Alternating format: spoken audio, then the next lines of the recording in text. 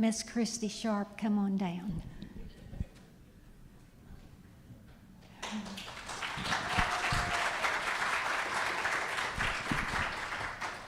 You may need to scoot that back just a little bit, whatever you need.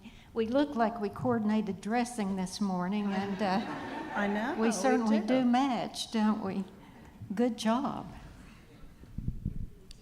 So I know most of you, or many of you, know Christy. One of the things that happens, though, on a Sunday morning is that the morning sort of gets away from us. And we may say hello to someone in passing, and we may not even get an opportunity to do that.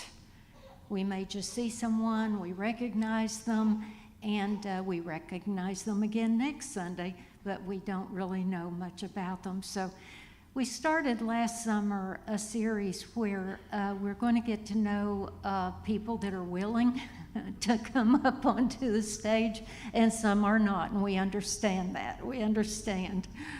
But just to get to know each other just a little bit better, and sometimes you'll be surprised at the lives others have lived, some of the things they've gone through, and what's brought them here today.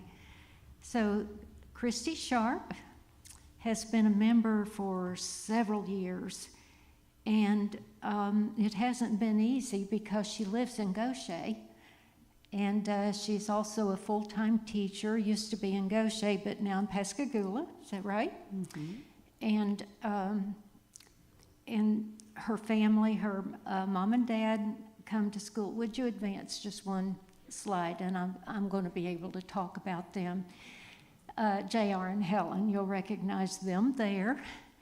And the girls, that's her three girls that she gave birth to. And they're just beautiful. We see Sarah. Sometimes when she's able to come, she lives in Mobile. And she's a miracle, and we're going to talk about her in a few minutes after we've talked about a few other things. And this little one in front of Danielle, the older sister Danielle, the little one, is this young lady sitting right out here. You won't believe it, she got a car this week.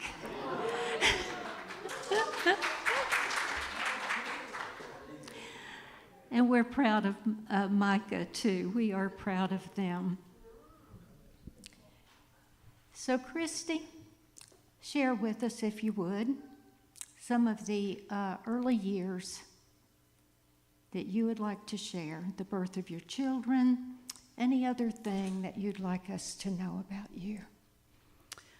Okay, well, I'm kind of curious as to what I'm going to say up here, too. So, have to watch it back, but all that stuff that Reverend Judy said is absolutely true, and she is such a blessing to us all. Like, sincerely,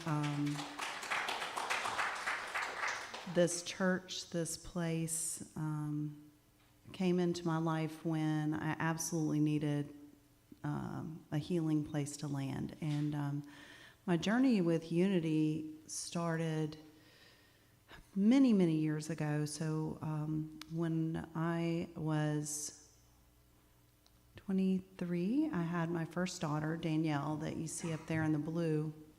And Danielle was prenatally diagnosed with an illness called cystic fibrosis, which is a genetic disease. Both parents carry a recessive trait, and the disease shows up by affecting all of the exocrine-producing glands in the body. So the thing that it's most noted for is that it slowly over time replaces all of the healthy lung tissue with scar tissue, and so the person literally suffocates. And so both of my older girls that you see there, Dan and Sarah, have cystic fibrosis. So that is something, there's a 1 in 4 chance genetically with each birth from the same parents that the children are going to be affected with that illness, and both of my older girls had that illness. And So as you can imagine, I was 23 years old. I was scared to death. I basically felt like they gave me this baby and said,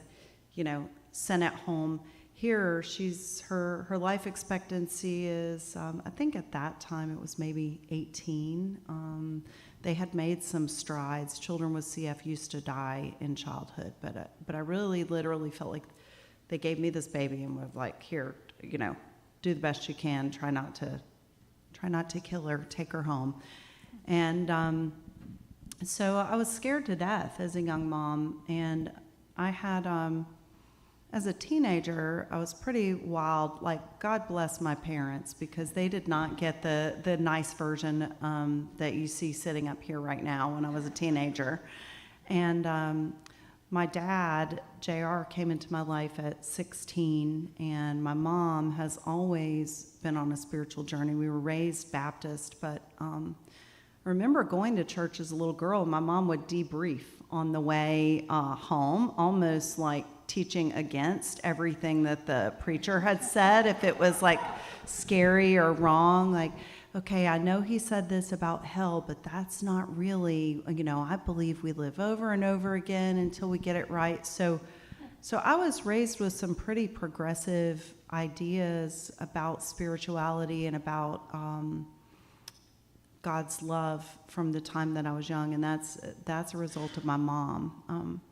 But I found unity through a series of divine coincidences. One thing led me to, my girls were born. I needed to learn about healing and spiritual healing, and I had become interested in that early on in my college days, and then anyway, was led to a Christian Science church. And it's funny that, Mary Baker Eddy, the founder of Christian Science, and then our founders, Charles and Myrtle Fillmore, were it was in that same time period, so they were all moving and grooving together. And anyway, through attending Christian Science for a time, but knowing that my girls were going to need all the spiritual help and all the medical help that they could get throughout their life. And so that led me from Christian Science to Unity. That was in Virginia Beach. And so my girls, all of them,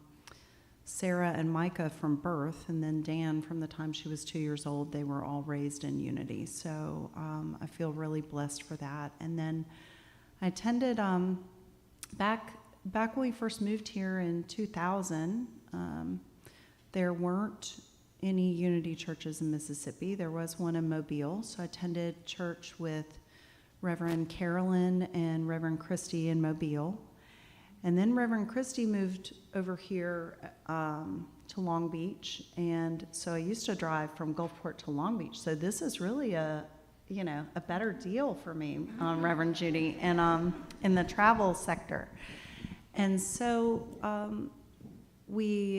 I attended church. Actually, Charles and I have known each other for a long, long time. He's been a super gift in my life. And then we attended church together in Long Beach. And then after Katrina, things just kind of fizzled and fell away. And found this church. We were still just over in the older building, and you all had started a group here.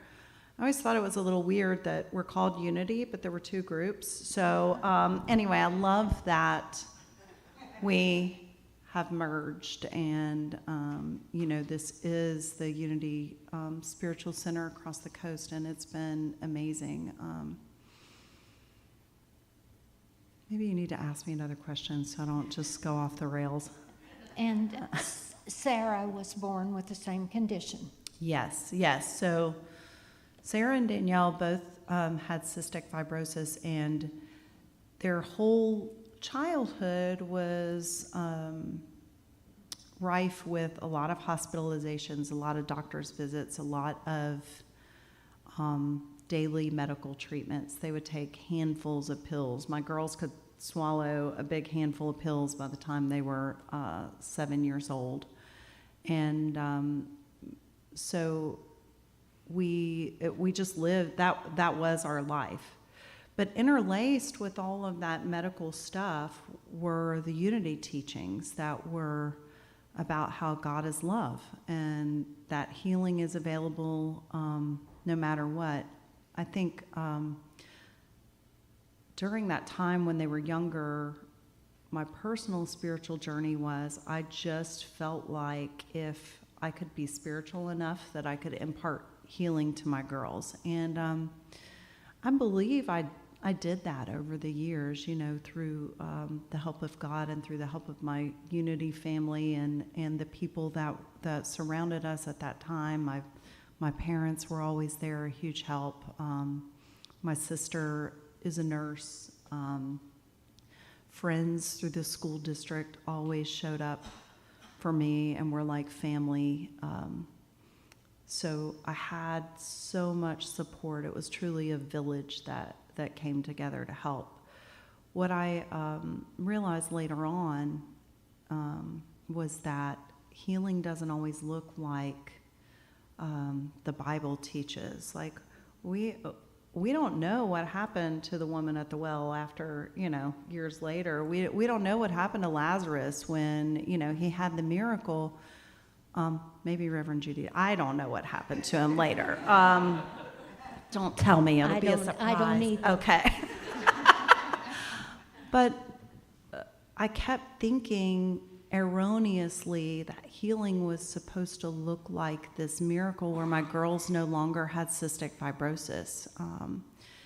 And that was not the reality for us. They dealt with the health challenges.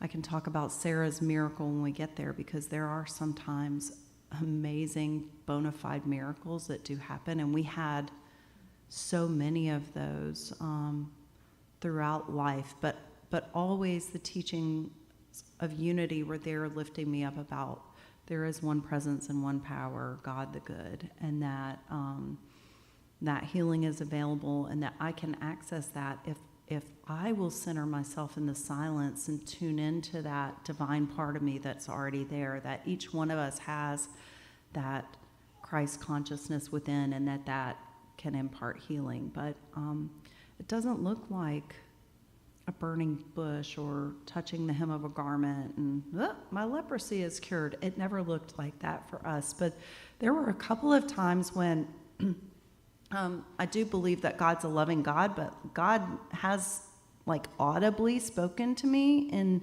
a couple of instances. And one time was when my girls were being stuck over and over again, and they could not get an IV line run for either one of them to do the IV treatments. And I would be there through all of that and holding their hands and going through the procedures. And then I would leave out of the hospital room, go into the bathroom, and just sit on the floor and sob. And there's one of those occasions that happened, and I'm just crying. I'm a mess on the bathroom floor of the hospital. And I audibly heard God say, "Get up." And it wasn't a friendly voice either. It was like your dad or your grandpa saying, get up. And I did. I got up and I washed my face and I went back out there and I was present for my girls. And that is the loving, guiding presence that has been there with me throughout all the trials that we've had. Through their lives, it's been this loving, airy-fairy, hippie, we accept everybody, we love everybody on the one hand, but on the other hand, there is a discipline. There is some things that you, Christy, can do to make the situation better, and that sometimes wallowing in the pain and the illness and the desperation of the situation is not it, so... Well, Christy, I remember just being amazed at your ability to hold it together. I remember one instance especially, and here you were, full-time job, and you had 3 children, and then Danielle over at Ochsner, so much in New Orleans, so much of the time. And I remember driving over there one day. She was having a procedure, and think it was before her, or no, after her transplant. And this was another procedure. And you were just the face of calm and poise and love. But yet, as a mother, I knew that inside you were just quaking and hurting and wishing you could have that Lazarus miracle. And right along with you, I was praying for that. But you were just the face of God for me so many times. How many times? There at Ochsner and in the hospital in Mobile and the hospice and still being a wonderful mother to your other children. And you've been a role model for so many. Did you bring tissues up here? There are tissues right over there. I knew that. There's Matt. Oh, there, Matt's coming. My saving grace. I should have known I'd make you cry.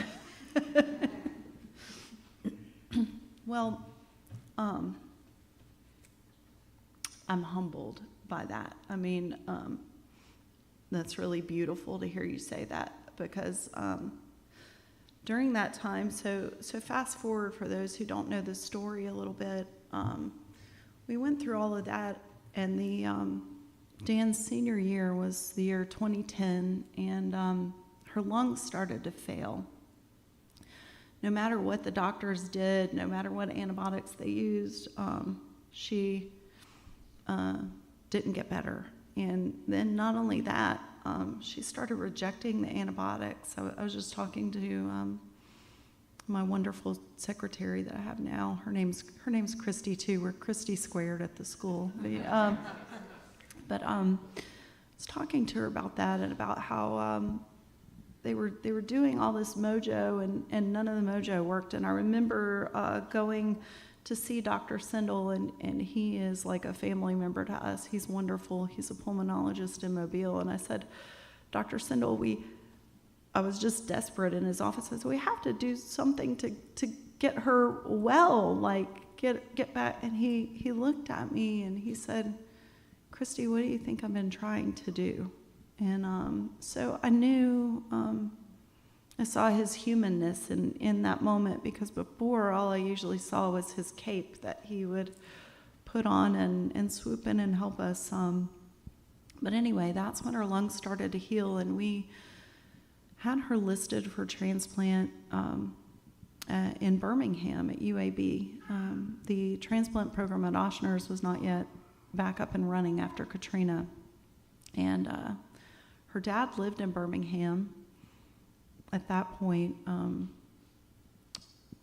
she went and lived with him there for a time while she was waiting for lungs. And then it was Thanksgiving of 2012, she called me, and her lung functions were at 14%. And if you know anything about FEV1 and all these pulmonary tests that they give you, that's like, how are you even living with that?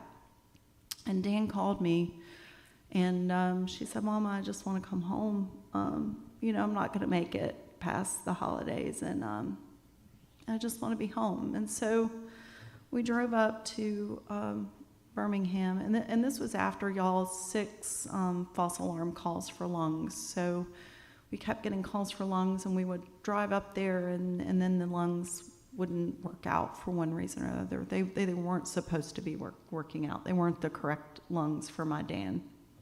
And so I went and got her from, and I didn't mention, the whole time she was in Birmingham, we were really blessed too, because there's a Unity Church in Birmingham, and we attended every Sunday. We rolled the oxygen tanks with us everywhere we went. We had big adventures everywhere we went while she was in Birmingham. And so even though there was all this tragic stuff going on, we still lived life to the fullest that we could. And that included finding unity wherever we went. And So I want to say this too, just so I don't forget it. Reverend Jack Fowler, that has been coming, he actually knows my Dan because she and her husband went to Unity of Metairie after transplant, and so that's where he was there. So Unity has been always there for us, no matter where it's been. We've sought it out, and it's been our spiritual home, and it's because of the principles that are present here. It's because of the love that's present here. It's because you guys are real people. I don't go and feel all churchy, I dressed up churchy today because I know I was going to be up here, but sometimes it's like blue jeans and a t-shirt and that's it. So so you come here as you are and leave different. But anyway, I brought her home for her last Thanksgiving and Christmas, and then through another series of divine coincidences where my sweet music teacher that I had in elementary school, she had a heart transplant at Ochsner's, and she reached out to me and told me that they had reopened their transplant center, and I called Ochsner's, just called the number that she gave me, and I got straight through to the transplant coordinator. And that doesn't happen. You don't call the hospital and get straight through to the person. And so I'm talking to this woman and I'm crying, and Reverend Judy talks about how I'm together and composed and whatever. I'm not, though. I'm a hot mess. I really am. It was so, I was crying and crazy on the phone, and I'm telling the lady our story, and she asked me, she's been on this list for 2 years. Why is it taking so long? And I'm like, I don't know. I'm along for this ride. And so set up Dan for an appointment with their transplant center. And within a month after her evaluation, she got the call for lungs, and she received a transplant in January. Is that right? I've got it on my necklace. Anyway, my time runs together, and she got her transplant a month later after being listed there. So in 2012, she received a transplant, a double lung transplant, and it was a miracle. I mean, everybody in my school district, everybody in the little town of Gaucher changed all their signs, the vet office, and it was like, Dan has new lungs, Dan has new lungs. So our whole community was celebrating with us, and it was this huge deal. And I had kind of been good about posting the story. There were different ways of posting. I wrote a blog at the time. And so anyway, everybody had been following us, and everybody celebrated that miracle with us. And it was truly a miracle. And she lived, here's the part where it got really muddy. She lived for almost 2 more years. And then she caught a virus, and that virus kicked her lungs into rejection, and she passed away on December 19th of 2014. And I am good at putting on a face of being composed and calm, and the other thing I'll say is that I really do believe that God means this all for good, and that, so I wasn't making that up. I wasn't insincere, and I wasn't just going through the motions, but I was so heartbroken at losing her, and she was such a gift to anyone who knew her. She was kind and sweet. She loved cats.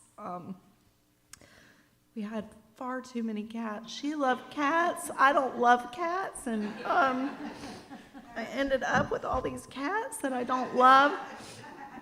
And Sarah was joking today. She goes to a different church. She said they were talking about what happens to our animals, at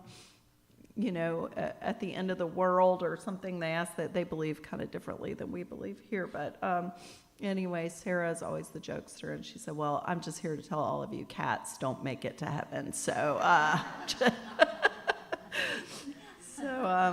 we always try to bring a little levity to the situation, but my Dan was the sweetest, kindest soul that I've ever had the pleasure of knowing. And when I had her, y'all, I remember when she was born, she had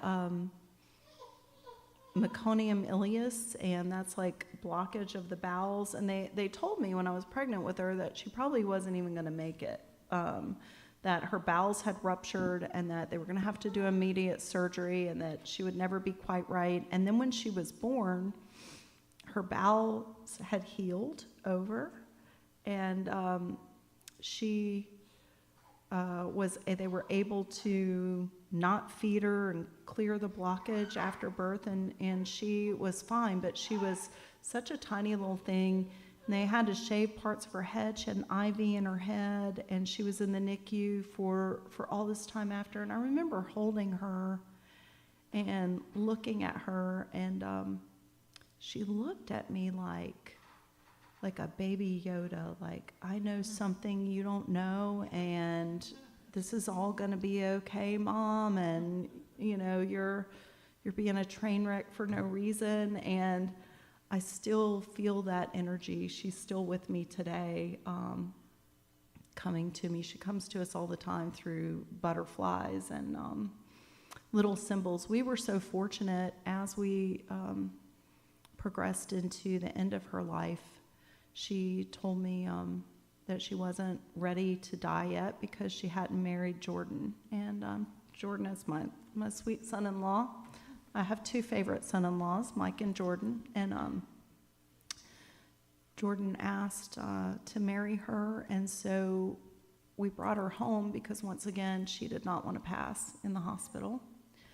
And so we had a beautiful wedding in the front of my home. I'm going to let Reverend Judy talk about that. But it was amazing, and she was able to have everything that she wanted in life before she made her transition. And that wedding was such a beautiful gift. It was beautiful. Was she 22? She was. Yes, that's what I was remembering.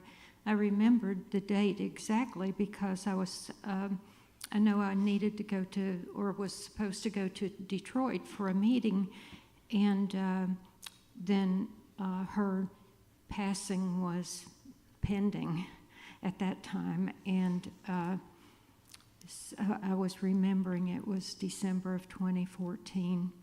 But the wedding at their house, it was so sweet. I have to just laugh and smile because it was so joyful. She was so beautiful, although she was in a hospital bed, and they had made it so that she was in the front window and that everyone could see her, yet everyone couldn't be in the same room with her because, of course, her immune system was so low. And it was just such a beautiful thing, and it was just the love that they shared was so beautiful, and Sarah was there with her, and Sarah's a miracle too, isn't she?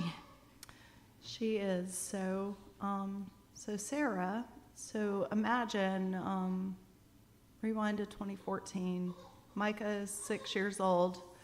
God bless you, kid, that your little spirit said, let me join this family for this ride.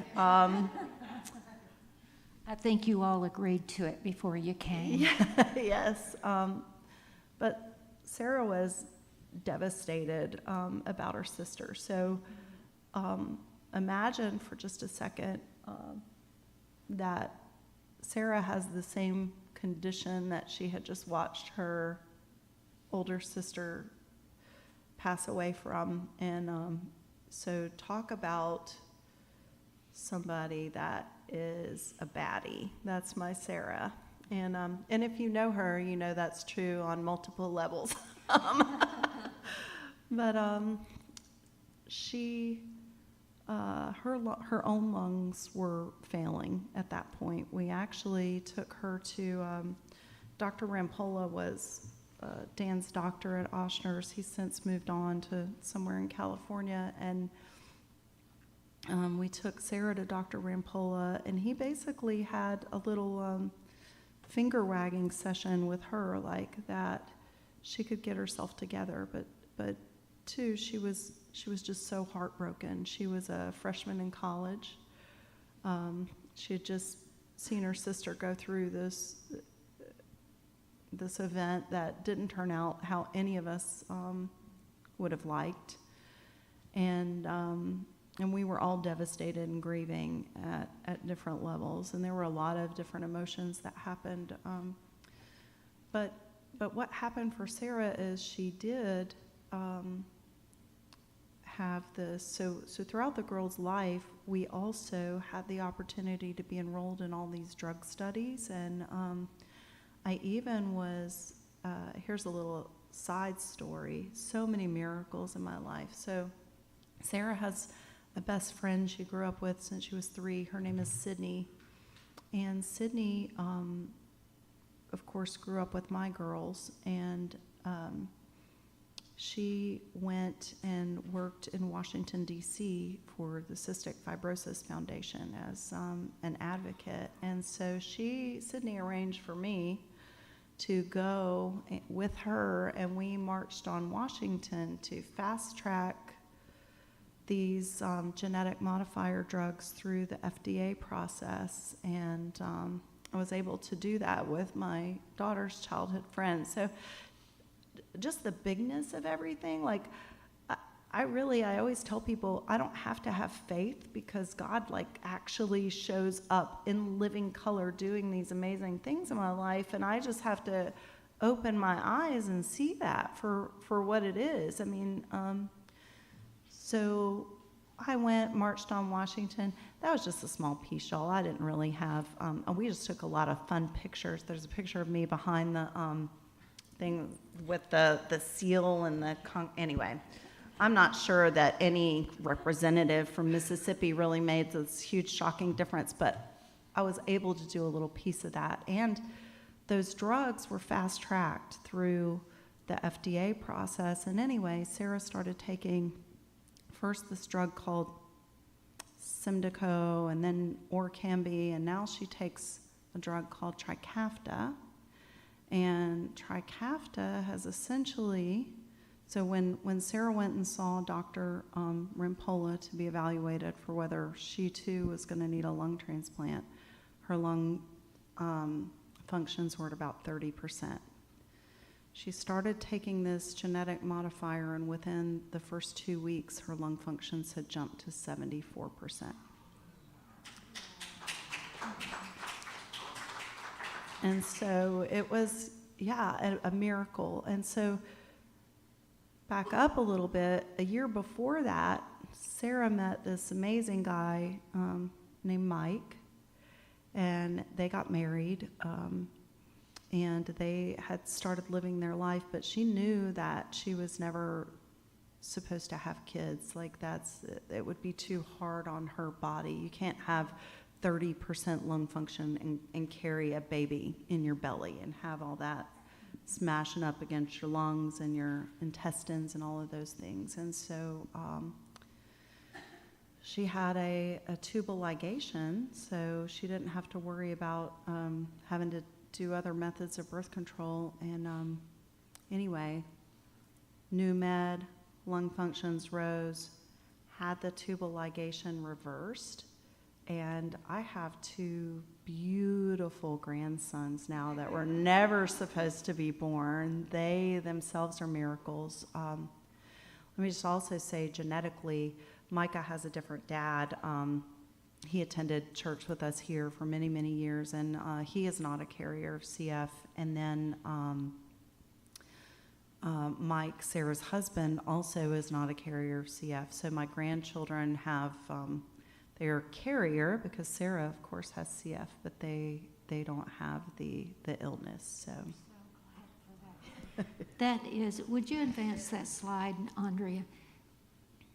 That is just the most incredible miracle. To see those two little boys and to know and to, because I know I would occasionally go visit Sarah and she was over in Mobile Infirmary a lot, wasn't she?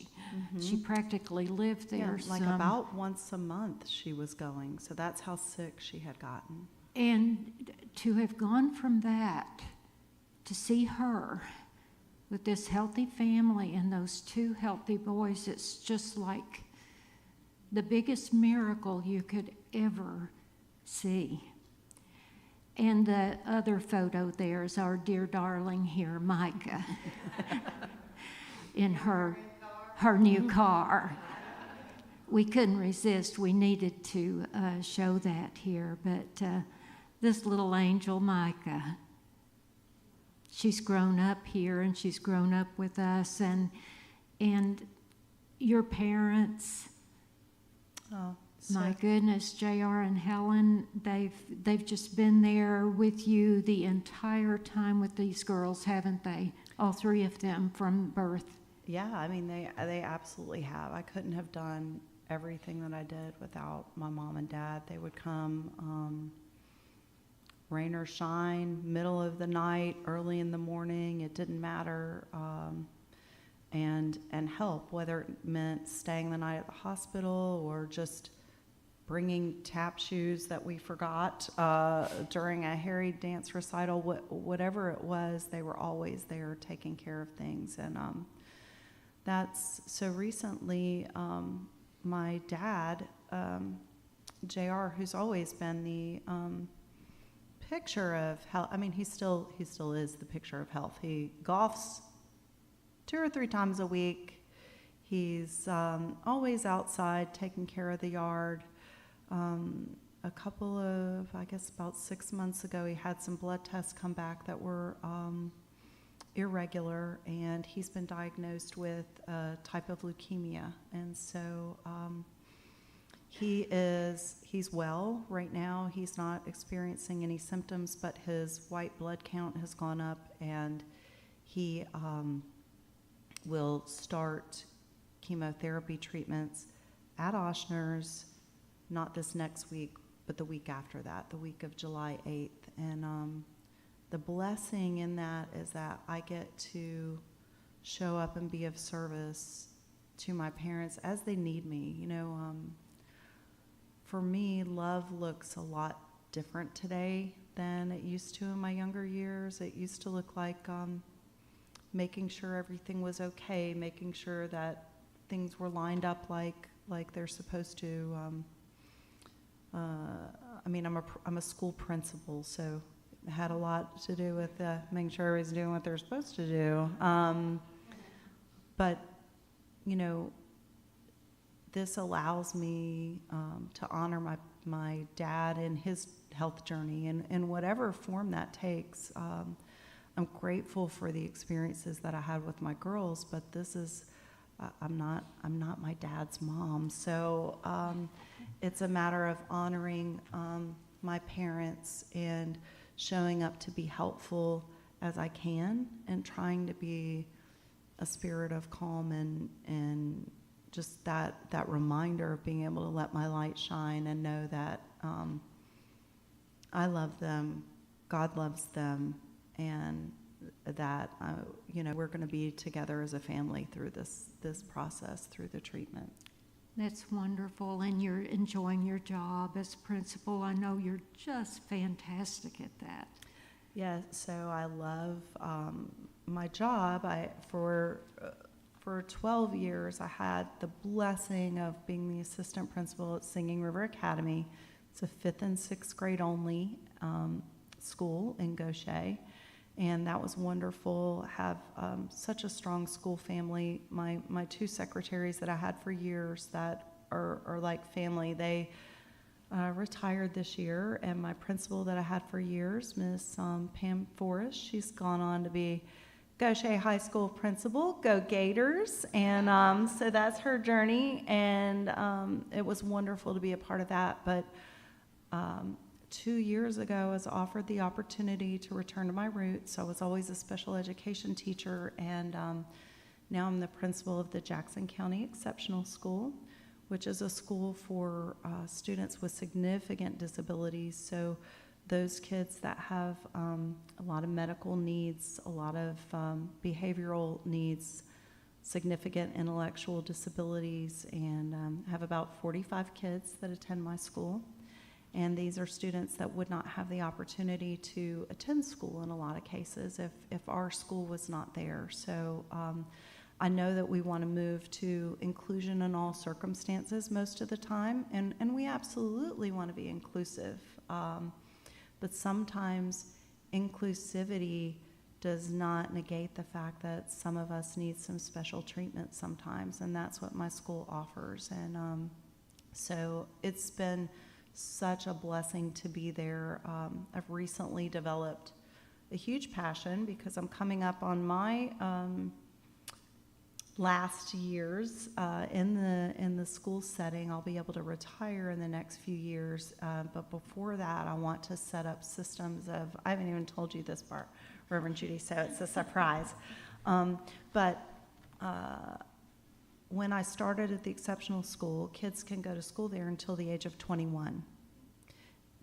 And then after 21, you have these kids with significant, sometimes autism, sometimes intellectual disabilities. Most of my kids are nonverbal, and their families have no respite care, nothing that's on the horizon. We don't have great systems set up in the state of Mississippi, and so I've partnered with a longtime friend.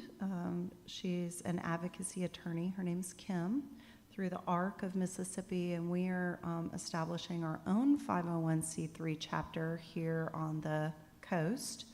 And so it will be an ARC chapter to help provide supports and vocational opportunities for adults, young adults with disabilities, and older adults with disabilities, so that they will have purpose and passion in their lives as they go forward as adults with disabilities in our community. And it's just, I'm learning new words. I don't even know all the letters of all the agencies I'm having to partner with and learn. And so I'm just excited. I mean, I was seriously talking about it, but I have no idea what it's going to look like. And I'm just so excited for the adventure, like excited to see what's God going to do next. Because I'm just really, the truth is, I can put on a face and appear poised. I guess it's that Leo part of me, you know. August 4th, I have the same birthday as Barack Obama. But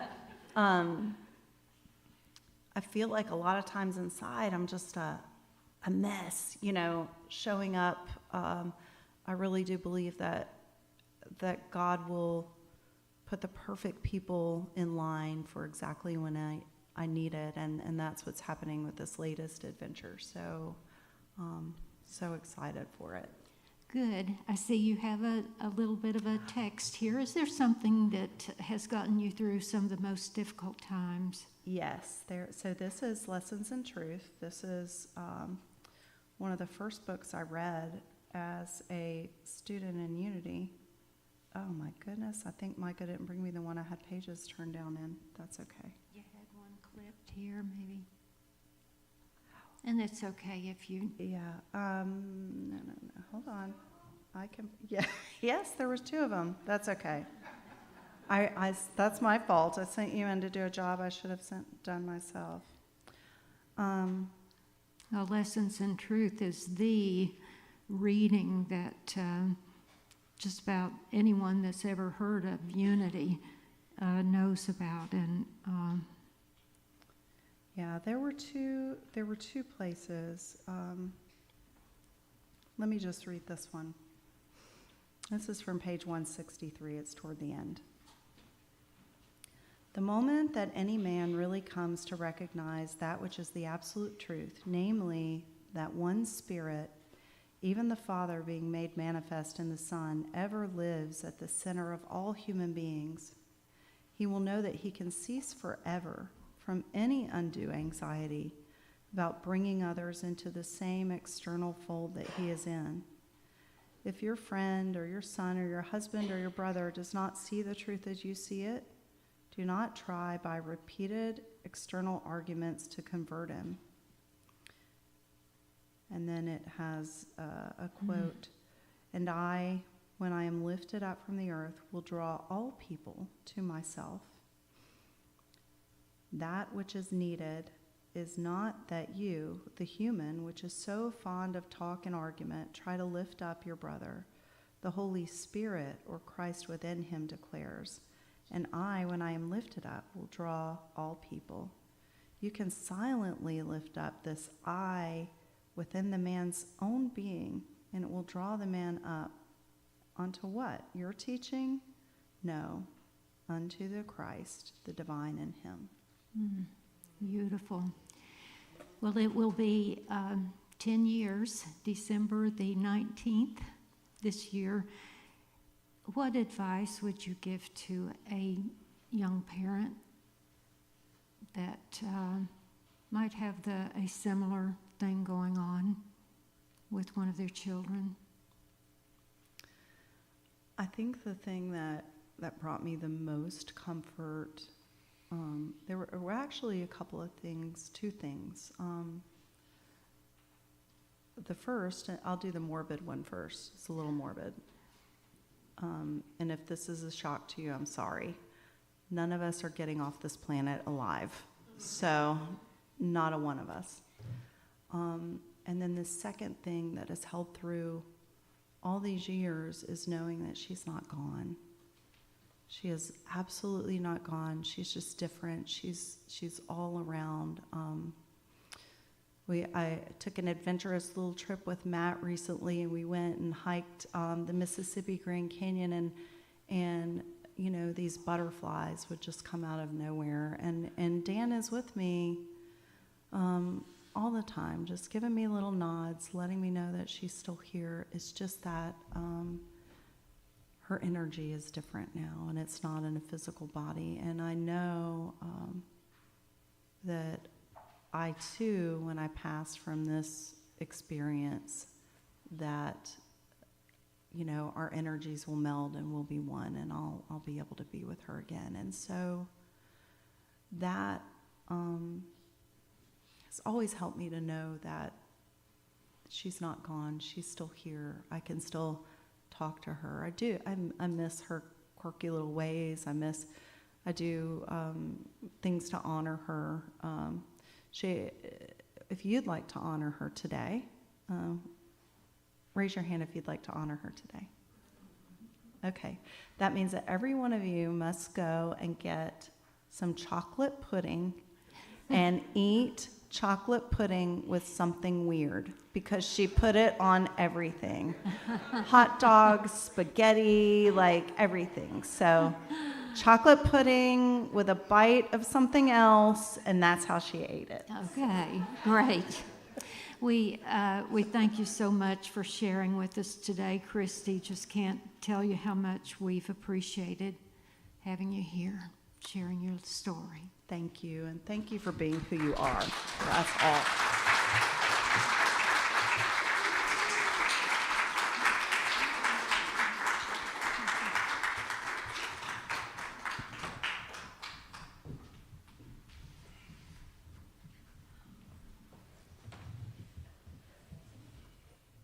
See, I